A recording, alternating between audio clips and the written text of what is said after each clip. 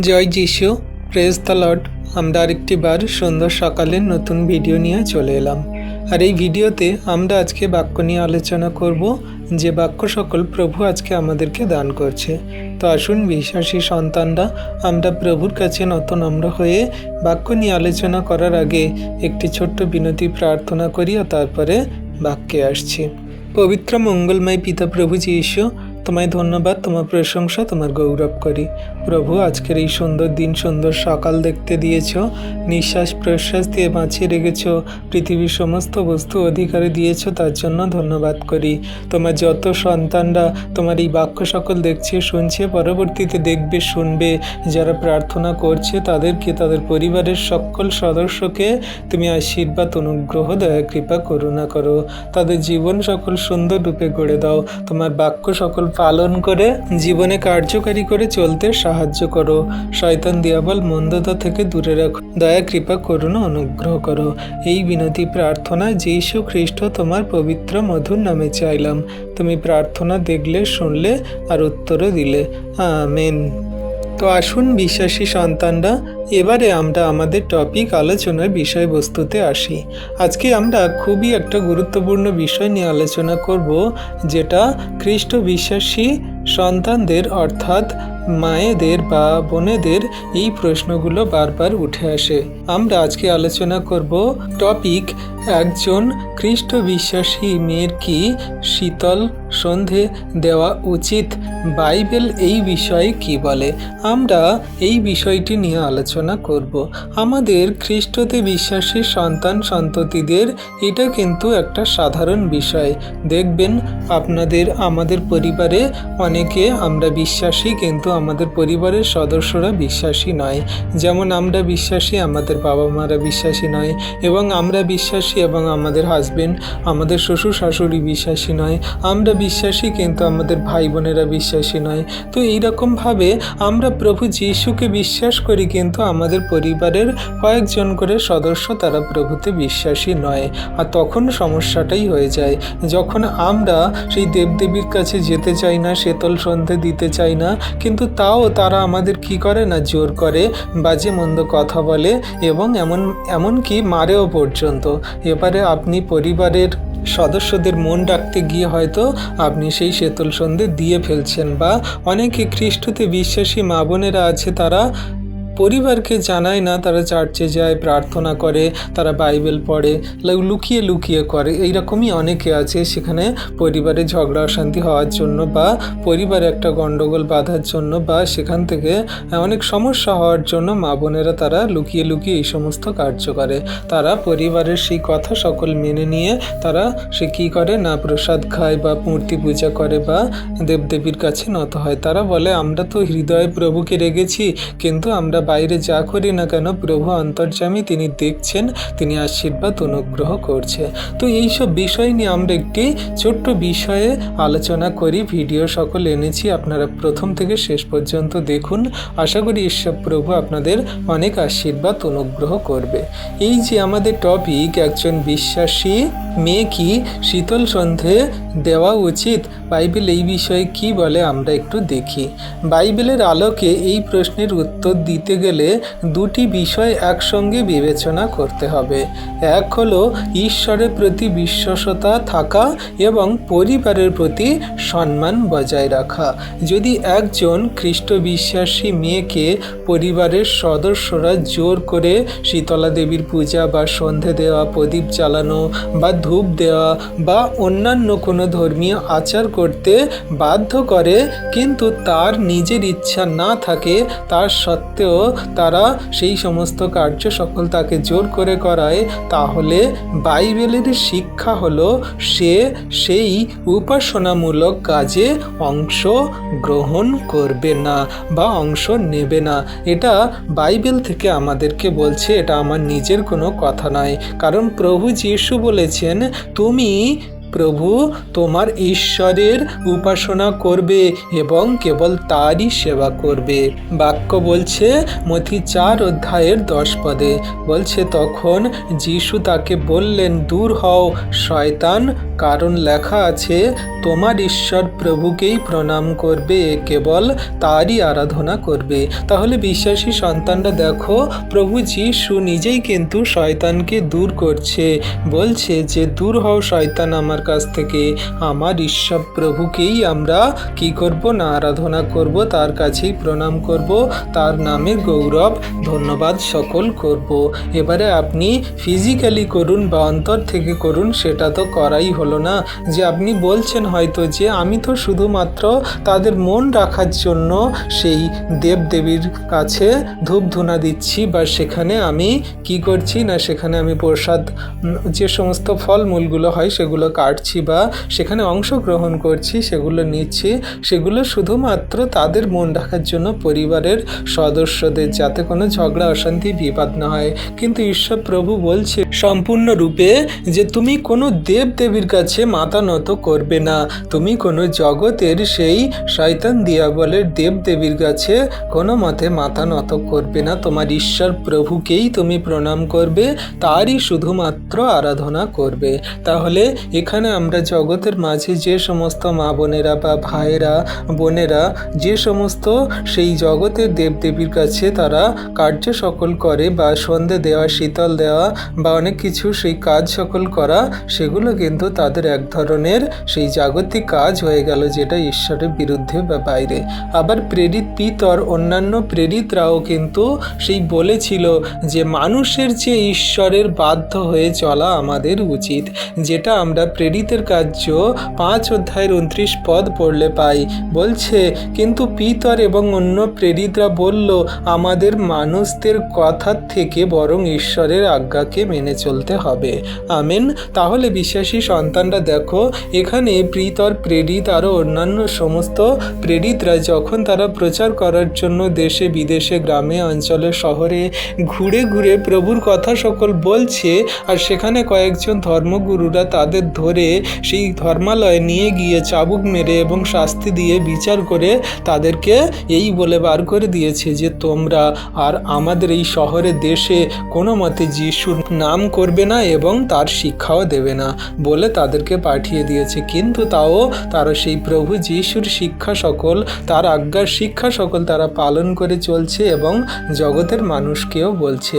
আর যখন তাকে আবার দেখা পেল সবাই পেয়ে, তখন বলছে কি যে তোমাদেরকে আমরা বারণ করেছিলাম না যে যিশুর নাম করবে না, তাহলে কেন তোমরা যিশুর নাম প্রচার করছো? তখন তারা এই কথাই বলেছিল, পিতর, প্রেরিত এবং আরও সমস্ত প্রেরিতরা বলেছিল কি যে মানুষের কথা শোনার থেকে ঈশ্বরের আজ্ঞা পালন করাই আমাদের জন্য শ্রেয় এবং উত্তম, এটাই আমাদের করতে হবে। তাহলে আপনাদের পরিবারে যে সমস্ত মানুষজনেরা আপনাদের কথা বলছে সেই কথা মেনে চলবেন, নাকি ঈশ্বর প্রভু আপনাকে যে আজ্ঞা দিচ্ছে যে তুমি সেই দেবদেবী মূর্তির কাছে নত হয়েও না, তার সেবা করো না, তুমি ধূপধুনা দিও না, বা তুমি তার কাছে আরাধনামূলক কোনো কার্য করো না, বা ফলমূল, বেলপাতা, এই ফুল, ধূপধুনা এগুলো কোনো কিছু দিও না, তাহলে আপনি কোনটা করবেন? ঈশ্বরের কথা শুনবেন নাকি পরিবারের কথা শুনবেন? এটা আপনার উপরেই ছেড়ে দিলাম, আপনি বিবেচনা করুন, আপনি বিচার করুন। আবার প্রেরিত পৌলও শিক্ষা দিয়েছেন যে মূর্তি পূজা থেকে তোমরা পালিয়ে যাও, যেটা 1 করন্থীয় 10 অধ্যায়ের 14-15 পদ পড়লে আমরা পাই। বলছে কি, অতএব হে আমার প্রিয়তমেরা, মূর্তি পূজা থেকে পালিয়ে যাও, আমি তোমাদেরকে বুদ্ধিমান জেনে বলছি, আমি যা বলি তোমরাই বিচার করো। তাহলে বিশ্বাসী সন্তানরা দেখো, এখানে কিন্তু আমাদের স্পষ্ট রূপেই সাধু পৌল জানিয়ে দিচ্ছে যে তোমরা মূর্তি পূজা থেকে পালিয়ে যাও, তোমরা মূর্তি পূজা করো না, শীতল সন্ধে দিও না, দেবদেবীর কাছে ধূপধুনা, বেলপাতা এবং নানান রকমের ফুল এবং অনেক রকমের সরঞ্জাম তোমরা রেখো না, বা তার কাছে নত হয়েও না, আরাধনা করো না।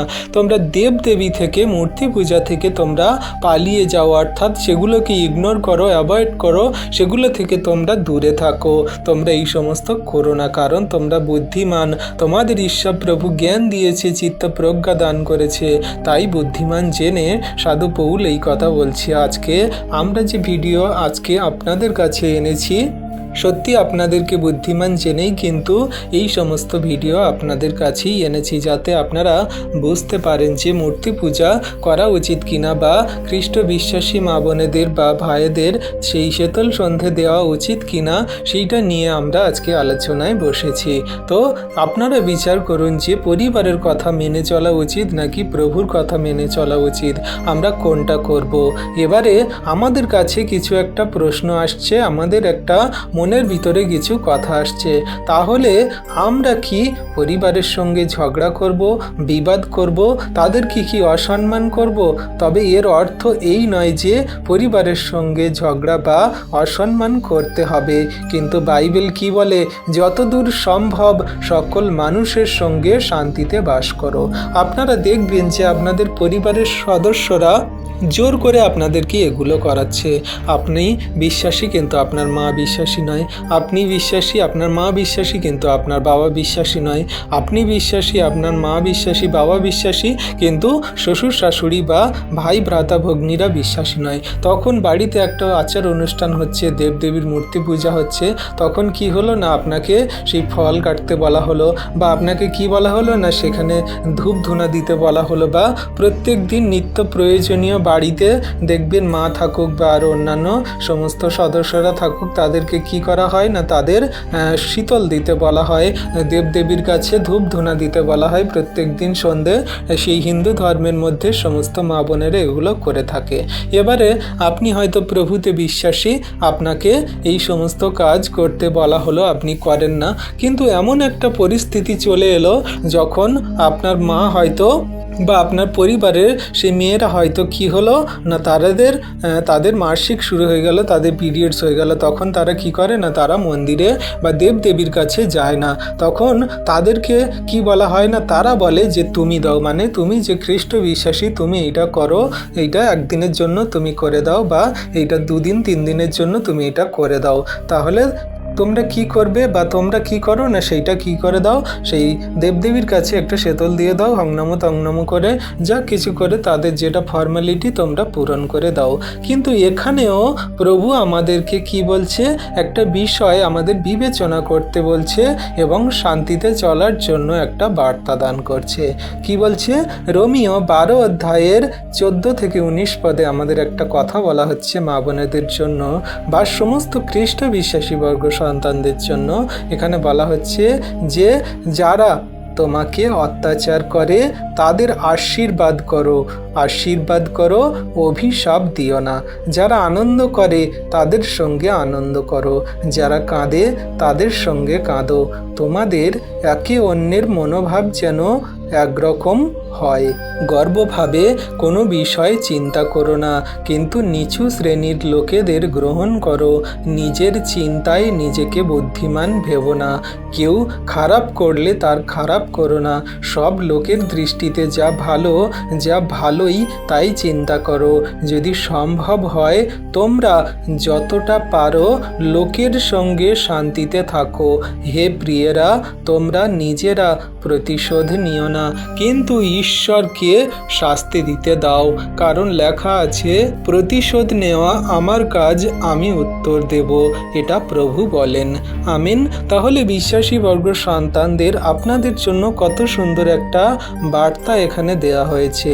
আপনারা যে সমস্ত মানুষদের থেকে অত্যাচারিত হচ্ছেন, বাজে মন্দভাবে আপনাদেরকে অত্যাচার করা হচ্ছে, আপনাদেরকে জোর করা হচ্ছে, মারা হচ্ছে এবং জোর করে অনেক কিছু কাজ করিয়ে নেওয়া হচ্ছে, তাহলে আপনারা কি করুন না, তাদেরকে আশীর্বাদ করুন, অর্থাৎ তাদের জন্য প্রভুর কাছে প্রার্থনা করুন। প্রভুর কাছে বলুন যে প্রভু আমাদের প্রিয়জন ফ্যামিলিজনদের মন পরিবর্তন করান, বা যারা আমাদেরকে অত্যাচার করছে, জোর করে সমস্ত কাজ করাতে বাধ্য করাচ্ছে, বা এমন শয়তান দিয়াবল মন্দতা সমস্ত সেই পরিস্থিতি ক্রিয়েট করছে যে আমাদের সেগুলো করতে বাধ্য করাচ্ছে, তুমি প্রভু সেই সমস্ত সন্তানদের মন পরিবর্তন করাও, তোমার চরণ তলে নিয়ে আসো। এমনি করে তাদের জন্য আপনি প্রার্থনা করুন, বলুন, আর প্রভু তাদের মন হৃদয় আত্মাকে পরিবর্তন করবে এবং তোমার কাছে সেই সমস্ত সন্তানরা দেখবেন ভালো হয়ে যাবে। তারা মন পরিবর্তন করে প্রভুর কাজে তারা নিযুক্ত হবে। তাহলে কাউকে কোনো রকম অত্যাচার, অভিশাপ, পাপ, মন্দতা করানো উচিত নয়। আপনি প্রভুর কাছে সমস্ত ছেড়ে দিন। যারা আনন্দ করে তাদের সঙ্গে আনন্দ করুন, যারা দুঃখ করে তাদের সঙ্গে দুঃখ করুন, যারা কাঁদে তাদের সঙ্গে কাঁদুন, তাদের পরিবারের পাশে থাকুন এবং সাহায্যে হাত বাড়িয়ে দিন। তোমার মনোভাবে তুমি সেই একরকমভাবেই চলো যা প্রভু তোমাকে শিক্ষা দিচ্ছে। কোনো মতে গর্ব করো না বা হৃদয়ের চিন্তাকে বিকৃতি করো না। নিচু শ্রেণীর লোকেদেরকে গ্রহণ করো, যারা নম্র তাদেরকে গ্রহণ করো, তাদের সঙ্গে প্রেমে শান্তিতে চলার চেষ্টা করো।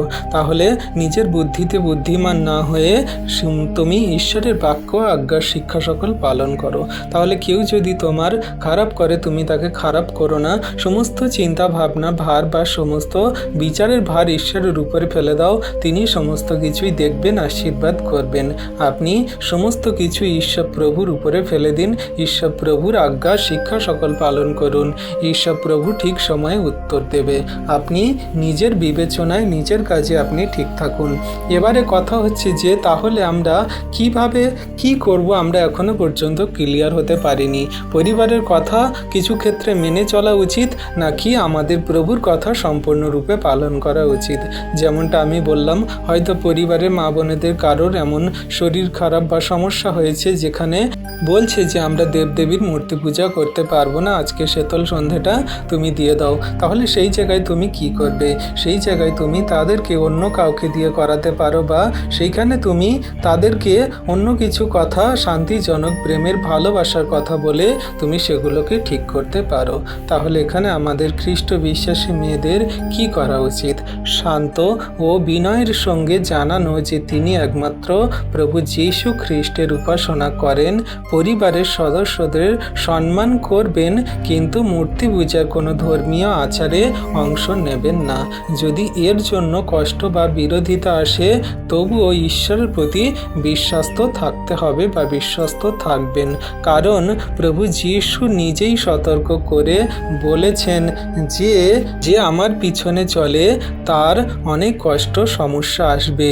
বলছেন যে যীশু নিজেই সতর্ক করেছিলেন যে তাকে অনুসরণ করার কারণে কখনো কখনো পরিবারের মধ্যেও বিরোধ হতে পারে।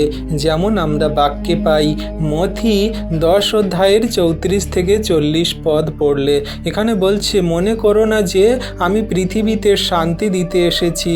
শান্তি দিতে আসিনি, কিন্তু খড়গ দিতে এসেছি। কারণ আমি বাবার সাথে ছেলের, মায়ের সাথে মেয়ের এবং শাশুড়ির সাথে বৌমার বিচ্ছেদ সৃষ্টি করতে এনেছি। আর নিজের পরিবারের লোকেরা মানুষের শত্রু হবে।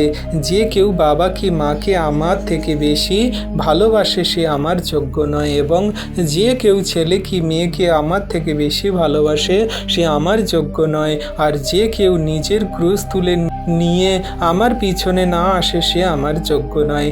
যে কেউ নিজের প্রাণ রক্ষা করে সে তা হারাবে, এবং যে কেউ নিজের জন্য প্রাণ হারায় সে তা রক্ষা করবে। যে তোমাদের গ্রহণ করে সে আমাকেই গ্রহণ করে, আর যে আমাকে গ্রহণ করে সে তো আমাকে যিনি পাঠিয়েছেন সেই ঈশ্বরকেই গ্রহণ করে। আমিন। তাহলে বিশ্বাসী সন্তানরা এখানে কত সুন্দর কথা প্রভু যীশু আমাদেরকে জানিয়েছে। আর এই বাক্যটাই জগতের মানুষরা বা যারা খ্রিস্ট বিরোধিতা করে তারা বেশি বেশি করে তুলে ধরে।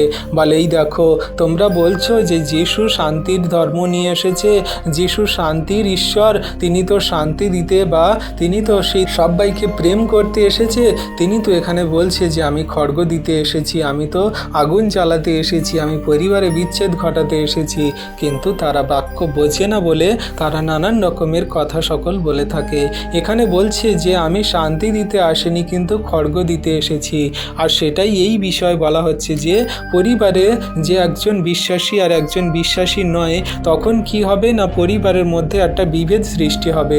তুমি যখন প্রভুর পিছনে চলবে, তোমার বাবা তখন তোমাকে বিরোধিতা করে অনেক একটা কথা বলবে, শয়তান দিয়াবল মন্দতা তার মধ্যে ঢুকে কাজ করবে। তুমি সেই প্রভুতে বিশ্বাসী, তোমার শাশুড়ি কিন্তু প্রভুতে বিশ্বাসী নয়, সে বাজে মন্দ কথা বলবে। এমনি করে পরিবারের মধ্যে একটা শত্রুতা সৃষ্টি হবে, একটা খড়গের বিষয় হবে, অর্থাৎ সেখানে আগুন জ্বালানোর একটা বিষয় হবে, ঝগড়া অশান্তির বিবাদের বিষয় সকল চলে আসবে। কিন্তু ঈশ্বর প্রভু কি বলছে যে তুমি যদি সেই বাবা মার সন্তান স্বামী স্ত্রীর থেকে যদি আমাকে বেশি ভালোবাসো তাহলে তুমি আমার যোগ্য, কিন্তু যদি তুমি আমার থেকে সন্তান সন্ততি শ্বশুর শাশুড়ি এবং পরিবার ফ্যামিলিজনদেরকে বেশি ভালোবাসো তাহলে তুমি আমার যোগ্য নাও। তুমি যদি আমার পিছনে চলতে চাও তাহলে আমার ক্রুশ সকল তুলে নাও, নিজের ক্রুশ সকল তুলে নাও, নিজের ক্রুশ সকল তুলে নিয়ে চলো। অর্থাৎ সমস্ত কষ্ট দুঃখ সমস্যা, শত্রুর সঙ্গে লড়া, পরিবারের সঙ্গে সমস্ত সেই সামঞ্জস্য বজায় রেখে সমস্ত দুর্ঘটনা বিপদ মন্দতা কষ্ট সমস্যা জীবনের যা কিছু খারাপ কঠিন পরিস্থিতি সমস্তগুলোকেই তুমি সাথে নিয়ে চলো, আর ঈশ্বর প্রভু তোমাকে আশীর্বাদ অনুগ্রহ করবেন। কারণ যে কেউ প্রভু যিশুকে গ্রহণ করে সে পিতা ঈশ্বরকেই গ্রহণ করে। প্রথমে যদি আপনাকে গ্রহণ করে তাহলে সে যিশুকেই গ্রহণ করলো, আর যে যিশুকে গ্রহণ করলো সে তো পিতা ঈশ্বরকেই গ্রহণ করলো। তাই আপনারা সর্বদা খেয়াল রাখবেন যে প্রভুর বাক্য পালন করে কার্যকারী করে চলার। পরিবারে অনেক রকম শয়তান দিয়াবল মন্দতা কাজ সকল ক্রিয়েট করায়, অনেক সমস্যা বাধা বিপত্তি আনে, কিন্তু আপনি প্রভুর বাক্যে সর্বদা ধর্মময় থাকুন। এখানে সারসংক্ষেপ শিক্ষা এটাই যে বাইবেলের শিক্ষা অনুযায়ী যদি শীতল সন্ধে দেওয়া বা শীতলা দেবীর উদ্দেশ্যে বা অন্যান্য ধর্মীয় উপাসনায় অংশগ্রহণ করতে হয় তাহলে একজন খ্রিস্ট বিশ্বাসী তার করা উচিত নয়। এমনকি পরিবারের চাপ থাকলেও তবে বিষয়টি শান্তি ও ভালোবাসা ও সম্মানের সঙ্গে আলোচনায় আসা উচিত, কিন্তু কোনো মতে ঈশ্বরের বাক্যের সঙ্গে বা ঈশ্বরের আজ্ঞা পালনের সঙ্গে কিন্তু সামঞ্জস্যপূর্ণভাবে সেই চুক্তি করা বা তার সঙ্গে আপোষ করা উচিত নয়। আপনি বলছেন যে কি আছে, আজকের দিনটা পূজা প্রসাদ দিয়ে দিই, কালকে থেকে করবই না, কিন্তু শয়তান দিয়াবল এখানেই কার্য করে। আপনি যদি প্রভুর বাক্যে ধর্মময় থাকেন তাহলে কোনো দিনই সেই কাজ করবেন না যে কাজ ঈশ্বর আপনাকে বারণ করেছে। যত বাধা বিপত্তি সংকট পরিবার থেকে তাড়না আসুক, অত্যাচার করুক, অনেক রকমের সমস্যা হোক না কেন, আপনি প্রভুর বাক্যে ধর্মময় থাকবেন।